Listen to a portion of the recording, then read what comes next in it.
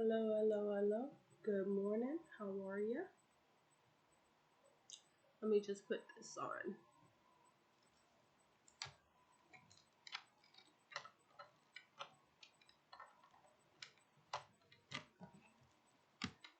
Okay.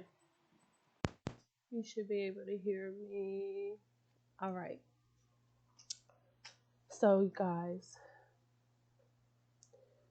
let's do. I think I stopped at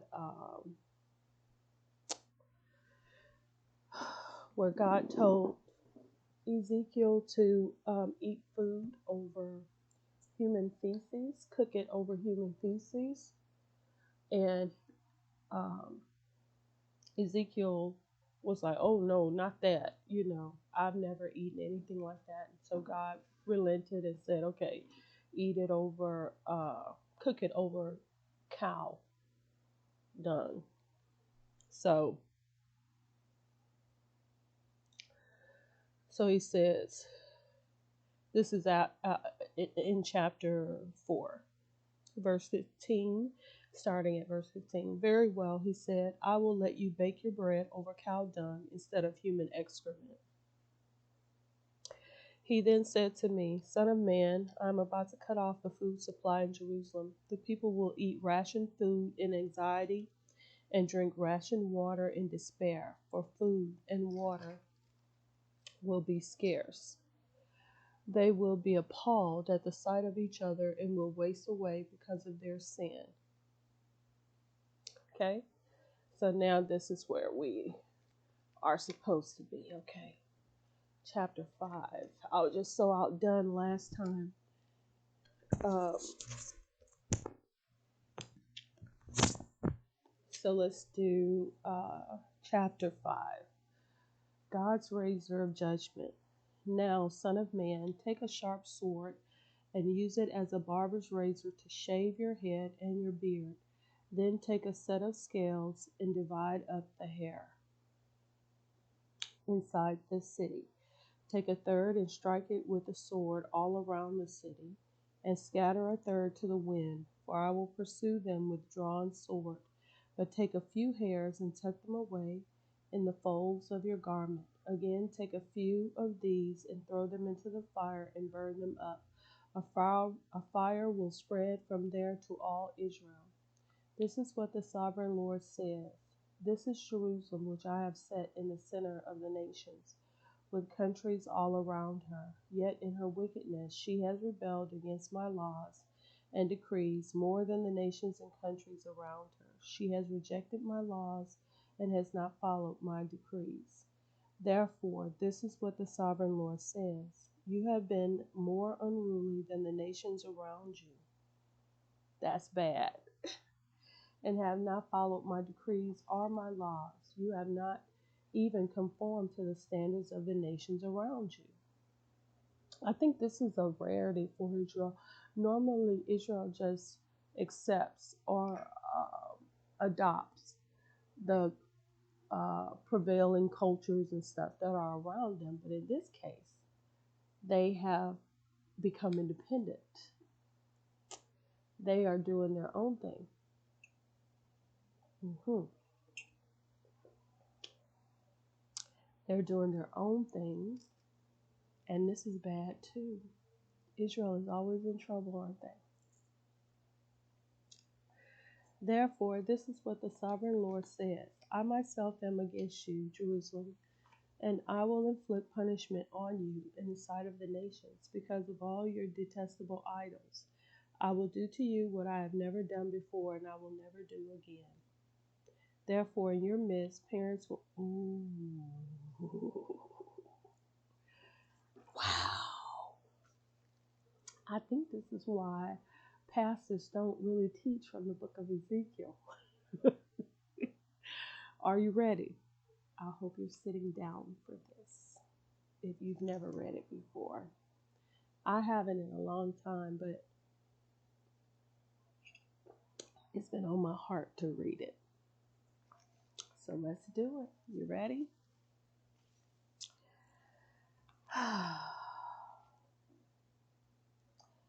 Because of all your detestable idols, I will do to you what I have never done before and will never do again.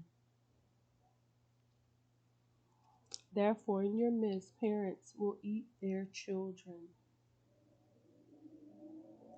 and children will eat their parents. Now, in my mind, because of what we live in now, I don't know if this is oral sex or if it's eating like eating food, like, because it doesn't say they will murder and then eat, does it?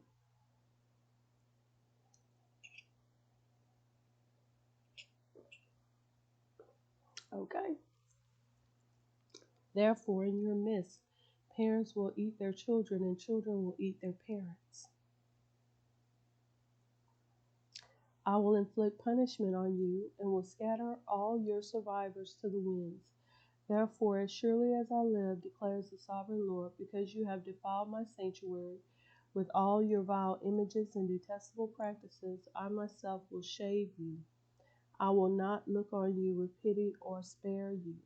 A third of your people will die of the plague or perish by famine inside you. A third will fall by the sword outside your walls, and a third I will scatter to the winds and pursue with a drawn sword.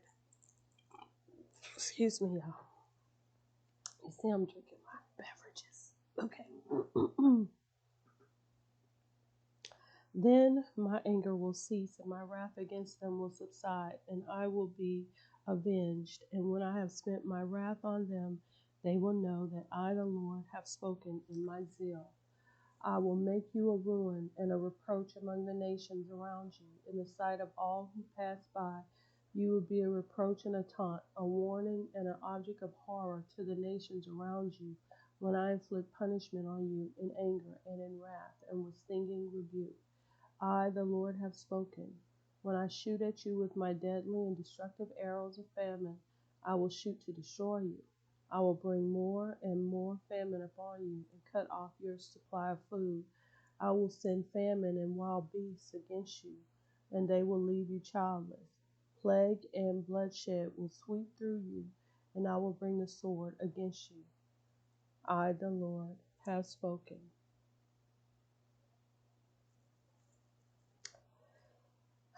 So that's Ezekiel 5. Shall we go on? I want to go on. What about you? What do you think? Let's go on. Okay, 6. Okay. Doom for the mountains of Israel. The word of the Lord came to me. Son of man, set your face against the mountains of Israel. Prophesy against them and say, you mountains of Israel, hear the word of the sovereign Lord. This is what the sovereign Lord says to the mountains and hills, to the ravines and valleys. I am about to bring a sword against you, and I will destroy your high places. Your altars will be demolished, and your incense altars will be smashed, and I will slay your people in front of your idols. I will lay the dead bodies of the Israelites in front of their idols, and I will scatter your bones around your altars. Wherever you live, the towns will be laid waste and the high places demolished, so that your altars will be laid waste and devastated, your idols smashed and ruined, your incense altars broken down, and what you have made wiped out. Your people will fall slain among you, and you will know that I am the Lord. Do they know it yet? Did they know it then? But I will spare some, for some of you will escape the sword when you are scattered among the lands and nations. Then in the nations where they have been carried captive, those who escape will remember me, how I have been grieved by their adulterous hearts, which have turned away from me, and by their eyes, which have lusted after their idols. They will loathe themselves for the evil they have done and for all their detestable practices, and they will know that I am the Lord. I did not threaten in vain to bring this calamity on them. This is what the sovereign Lord says. Strike your hands together and stamp your feet and cry out, alas, because of all the wicked and detestable practices of the people of Israel. for they will fall by the sword, famine, and plague. One who is far away will die of the plague, and one who is near will fall by the sword. And anyone who survives and is spared will die of famine. So will I pour out my wrath on them, and they will know that I am the Lord. When their people lie slain among their idols, around their altars, on every high hill, and on all the mountain tops, under every spreading tree, and every leafy oak, places where they offer fragrant incense to all their idols. And I will stretch out my hand against them, and make the land a desolate waste, from the desert to Diblah, wherever they live. Then they will know that I am the Lord. Well, my thoughts are that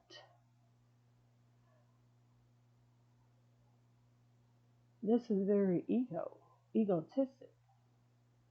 But again, when you live in someone's house, you have to obey their rules.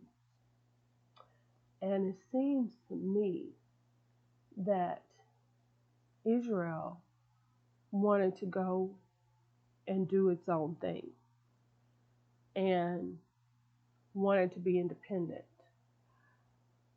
And seems like God had no problem with this, really. The problem was that they kept going after other gods, right? That seems to be what the issue is.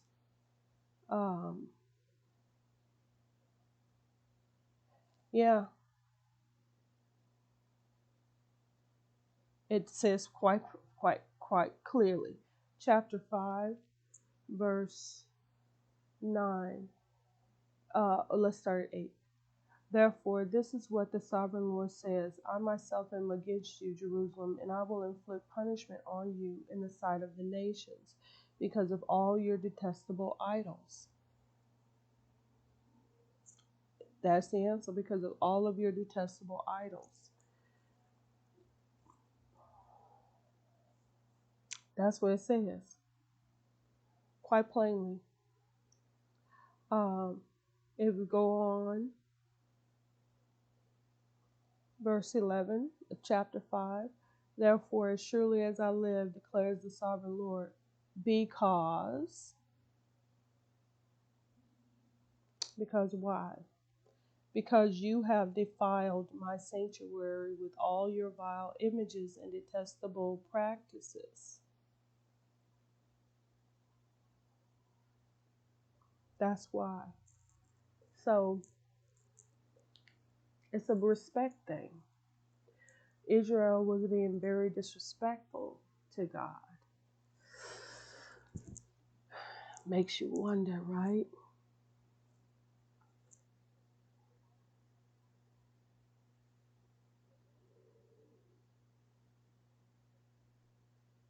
I'm trying to think of this from a black point of view.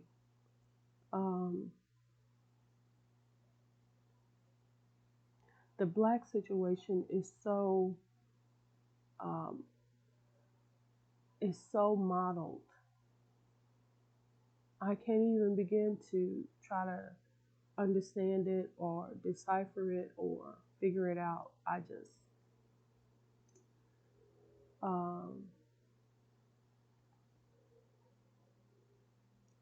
just don't know. I just don't know. I feel like it's all just a huge, huge mess. That's how I feel. It's just a horrible, horrible mess. For me, myself, I grew up in a horrible, horrible mess. You know, a cursed situation. And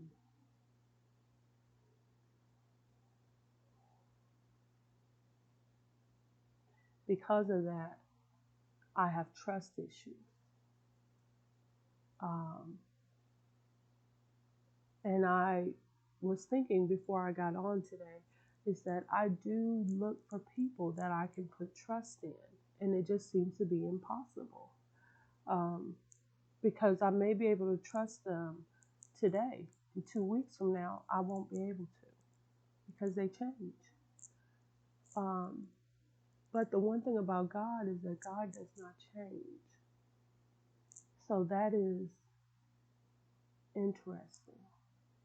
Um, I pray to God to ask, for forgiveness for ever putting my trust in humans, you know.